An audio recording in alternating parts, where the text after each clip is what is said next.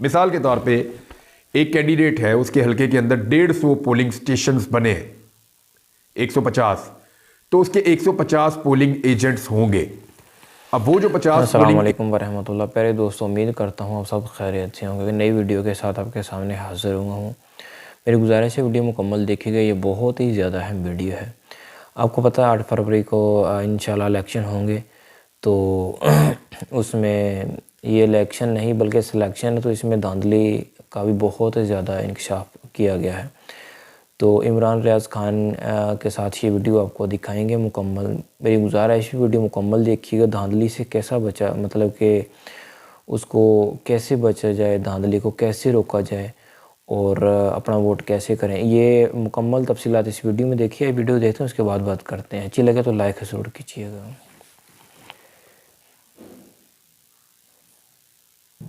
बिस्मिल्लाहिर्रहमानिर्रहीम। अस्सलाम वालेकुम नाज़रीन, आप यूट्यूब चैनल देख रहे हैं, मैं इमरान खान। ये बहुत इंपॉर्टेंट वीलॉग है और ख़ास तौर पे जो पॉलिटिकल पार्टीज़ हैं वो इसको गौर से सुने, जिन्होंने अब इलेक्शन में जाना है 8 फरवरी को।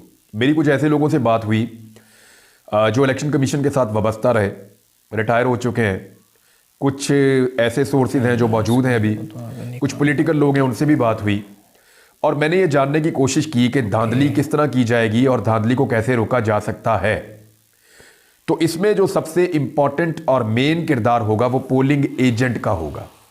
मिसाल के तौर पे एक कैंडिडेट है, उसके हलके के अंदर 150 पोलिंग स्टेशंस बने हैं, 150, तो उसके 150 पोलिंग एजेंट्स होंगे। अब वो जो 50 पोलिंग एजेंट्स हैं वो यकीनी बनाएंगे कि जो वोट पड़ा है वो गिना भी जाए, उसका रिजल्ट भी मिले और उसके मुताबिक हार और जीत का फैसला हो। अब ये 150 या 100 लोग या 150 लोग या 200 लोग, जितने पोलिंग स्टेशन है उतने लोग होंगे हर उम्मीदवार के। ये बहुत इंपॉर्टेंस इख्तियार कर गए हैं। अब मौजूदा हालात में पाकिस्तान में जहां कागज भी छीने गए, जहां पे मुस्तरद भी किए गए, जहां पे बहुत सख्ती भी की जा रही है, पुलिस गिरफ्तारियां भी करती रहती है, इंतजामिया जो है वो धांधली के तरीक़ेकार इख्तियार कर रही है। पॉलिटिकल पार्टीज को, एक पार्टी को छोड़ के पंजाब में बाकी सब पार्टीज को दीवार के साथ लगाया जा रहा है। तो ऐसी सूरत हाल के अंदर पोलिंग एजेंट को कैसे महफूज रखना है, ये वीलॉग इसके बारे में है। नंबर 1, जैसे ही आप इलेक्शन कमीशन को अपने पोलिंग एजेंट का नाम दें या उनकी लिस्टें दें, फौरी तौर पे तमाम पोलिंग एजेंट्स के मोबाइल फोन नंबर बंद करवा दिए जाएं ताकि उनको ट्रेस ना किया जा सके, उनके साथ राब्ता ना किया जा सके, या उन्हें खरीदने की कोशिश ना की जा सके, या उन्हें अगवा करने की या उन्हें गिरफ्तार करने की कोशिश ना की जा सके। नंबर 1 तो ये चीज़ है। खास तौर पे वो पोलिंग एजेंट जहां पे आपको लगता है कि ये वाले पोलिंग स्टेशन पे मुझे ज़्यादा वोट पड़ने हैं, तो उस मखसूस पोलिंग स्टेशन का पोलिंग एजेंट ज़्यादा टारगेट किया जाएगा, क्योंकि आपके मुखालिफिन भी जानते हैं कि वहां पे ज़्यादा वोट पड़ने हैं आपको, तो उसको टारगेट करने की कोशिश की जाएगी। सबसे पहले पोलिंग एजेंट का जब भी नाम दें, उसकी लिस्ट दें, उन्हें गायब कर दें और उनके नंबर बंद कर दें। और जब पोलिंग एजेंट्स को पोलिंग स्टेशन तक लेकर जाए तो एहतियात के साथ लेकर जाएं, जो वोटर्स हैं, पब्लिक है, उनके साथ लेकर जाएं और ले जाकर उनको बाहिफाजत पोलिंग स्टेशन के अंदर दाखिल करें ताकि जो प्रिजाइडिंग ऑफिसर है उसके पास पहुंचने के बाद वो अपनी ड्यूटी शुरू कर सकें। अच्छा, प्रिजाइडिंग ऑफिसर जो है वो एक ऑफिसर होता है जो एक पोलिंग स्टेशन का इंचार्ज होता है। उसके दस्तखत होते हैं तो चीजें क्लैरिटी की तरफ जाती है, यानी उसी के दस्तखत से आपको फॉर्म 45 मिलेगा, उसी के दस्तखत से बुक इशू होती है। बुक कहते हैं जी कि जो आपके वोट्स होते हैं, जो पर्ची होती है जिसके ऊपर आप स्टैम्प करते हैं, जिसको आप वोट कहते हैं, उसकी बुक्स बनी हुई होती है। सूबाई असेंबली की अलग बनी हुई होती है, कौमी असेंबली की अलग बनी हुई होती है। कौमी असेंबली की सब्ज रंग की होती है, सूबाई असेंबली की सफ़ेद रंग की होती है। ये बुक्स हर प्रिजाइडिंग ऑफिसर को मिलती है। प्रिजाइडिंग ऑफिसर ने इस बुक के ऊपर साइन करने होते हैं और जो पोलिंग एजेंट होते हैं मुख्तलिफ सियासी जमातों के, वो भी इस किताब के ऊपर साइन करते हैं, तब एक किताब जारी होती है। मिसाल के तौर पे एक प्रिजाइडिंग ऑफिसर अगर पोलिंग एजेंट को, यानी पोलिंग एजेंट पहुंच गया, जरा दोबारा पीछे से आ जाए, पोलिंग एजेंट पहुंच गया पोलिंग स्टेशन के अंदर, अब वो पोलिंग स्टेशन के अंदर बैठा है और प्रोसेस शुरू हो गया, वोटर आ रहे हैं और वोटर वोट डाल रहे हैं और नजर उसने रखनी है। मसला यह है कि इस वक्त एक पॉलिटिकल पार्टी को जितवाने की कोशिश की जा रही है। यानी इंतजामिया जिस पॉलिटिकल पार्टी के साथ मिली हुई होती है ना, उस पार्टी को जितवाने की कोशिश करती है। तो जो दूसरी तमाम पॉलिटिकल पार्टीज के पोलिंग एजेंट हैं, मिसाल के तौर पे आज़ाद उम्मीदवार है तहरीक इंसाफ का, मिसाल के तौर पे जमात इस्लामी का उम्मीदवार है, मिसाल के तौर पे तहरीक लब्बैक का उम्मीदवार है, मिसाल के तौर पे यहाँ पंजाब में पीपल्स पार्टी का उम्मीदवार है, या और जमातों के उम्मीदवार है, इन सबको अपने अपने पोलिंग एजेंट्स को आपस में राब्ते में बनाना पड़ेगा। यानी पोलिंग एजेंट्स को आपस में राब्ता करना पड़ेगा, क्योंकि सब जानते हैं कि यहां पे नून लीग को जितवाने की कोशिश हो रही है, नवाज शरीफ के उम्मीदवार को फेवर किया जा रहा है। लिहाजा बाकी सारे आपस में एक वर्किंग रिलेशन बनाएं उस दिन के लिए कि हम यहां बैठे और मिलकर इस धांधली को हम रोकेंगे। तो वो पोलिंग एजेंट्स वहां पे बैठें और बैठ के नजर रखें, एक लम्हे के लिए भी वो नजर ना हटाएं, ना प्रिजाइडिंग ऑफिसर से, ना वोटर से, ना डब्बे से, और देखते चले जाएं कि हो क्या रहा है। बड़ी एहतियात के साथ हर चीज को मॉनिटर करें और हर चीज के ऊपर जो है वो नजर रखें। बुक्स जो जारी होती है, ये बड़ी खास बात मैं आपको बताने वाला हूं, जो वोट की बुक्स जारी होती हैं वो बाद औकात ये करते हैं प्रिजाइडिंग ऑफिसर्स कि वो 10-12 के ऊपर साइन करवा लेते हैं एजेंट्स के कि यार अभी ये भी लग जानी है, ये भी लग जानी है, आप जल्दी जल्दी कर दें। तो वो जल्दबाजी में करते ये हैं कि पोलिंग एजेंट्स के साइंस के बगैर बुक जो है उसकी कोई औकात नहीं होती। ये बात याद रखिएगा। जितने पोलिंग एजेंट, मिसाल के तौर पे 6 पोलिंग एजेंट बैठे हुए हैं एक पोलिंग स्टेशन के अंदर मुख्तलिफ सियासी जमातों के, जब बुक इशू होगी तो उनके भी दस्तखत होते हैं और प्रिजाइडिंग ऑफिसर के भी दस्तखत होते हैं।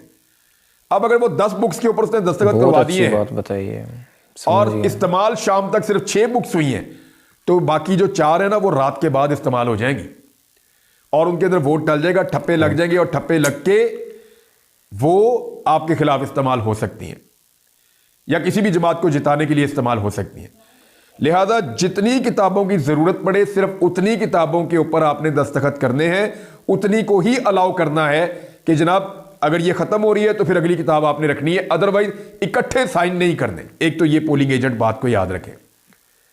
दूसरा, जैसे ही वोटिंग खत्म हो, एक लम्हे के लिए भी पोलिंग स्टेशन से इस बीच में जितनी देर वोटिंग हो रही है बाहर नहीं जाना। बाहर क़यामत आ जाए, गोली चल जाए, लड़ाई हो जाए, शोर हो जाए, कुछ हो जाए, पोलिंग एजेंट पोलिंग स्टेशन को नहीं छोड़ेगा और वो नजर रखे अपने डब्बे के ऊपर और सारी कार्रवाई के ऊपर।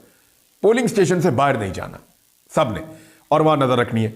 उसके बाद नेक्स्ट क्या है, जिस वक्त मुकम्मल हो जाए वोटिंग और जो वोटर मौजूद है वहां पे वो वोट डाल के बाहर चले जाएं, तो फिर प्रिजाइडिंग ऑफिसर की मौजूदगी में, पोलिंग का जो स्टाफ है उसकी मौजूदगी में, पोलिंग का जो अमला है उसकी मौजूदगी में गिनती का अमल शुरू होगा और ये तमाम पोलिंग एजेंट्स बैठेंगे और बैठकर गिनती करेंगे।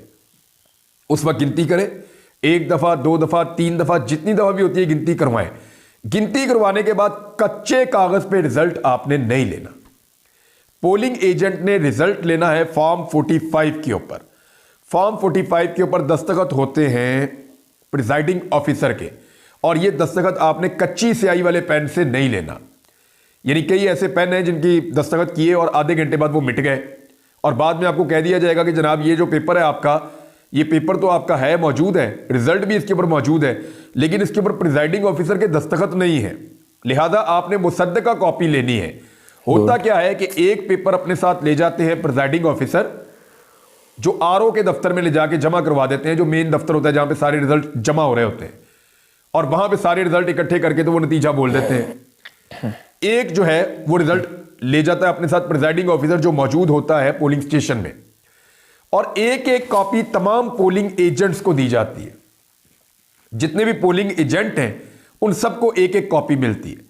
मिसाल के तौर पे नून लीग को इतने वोट पड़े, पीटीआई को इतने वोट पड़े, पीटीआई को, पीपल्स पार्टी को इतने वोट पड़े, जमात इस्लामी को, तहरीक लब्बैक को इतने वोट पड़े, सारी जमातों के वोट उसके अंदर लिख दिए जाएंगे और लिखने के बाद प्रिजाइडिंग ऑफिसर उसकी तस्दीक करेगा, उसके ऊपर अपने साइन करेगा।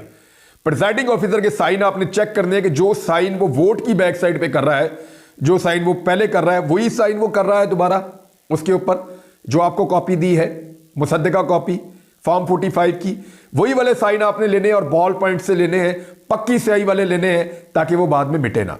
अब आपके हाथ में आ गया रिजल्ट। गुड। हार जीत एक अलग चीज है, लेकिन ये रिजल्ट आपको पहुंचाना है अपनी पार्टी तक। बाहर आपकी पार्टी के कारकुन मौजूद होंगे।